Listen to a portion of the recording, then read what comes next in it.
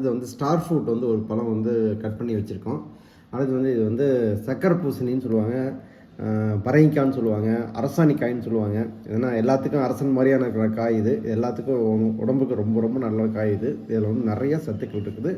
இதை வந்து நீங்கள் தொடர்ந்து எடுத்துக்கலாம். அடுத்து பார்த்திங்கன்னா இது வந்து வாழைக்காய் வந்து பொடி மாஸ் பண்ணியிருக்கோம். அதுதான். அப்புறம் பார்த்திங்க அப்படின்னா இன்றைக்கி வந்து பழைய சோறு, நேற்று வச்ச கேரளா மட்டை அரிசியோட பழைய சோறு. இதில் வந்து வெங்காயம், கருவேப்பிலை, மிளகு, சீரகம் எல்லாம் போட்டு வச்சுருக்கோம். இது கொஞ்சமாக இருக்குது. ப்ளஸ் இதோட அடிஷ்னலாக வந்து இன்றைக்கி வந்து ராகி தோசை பண்ணியிருக்காங்க.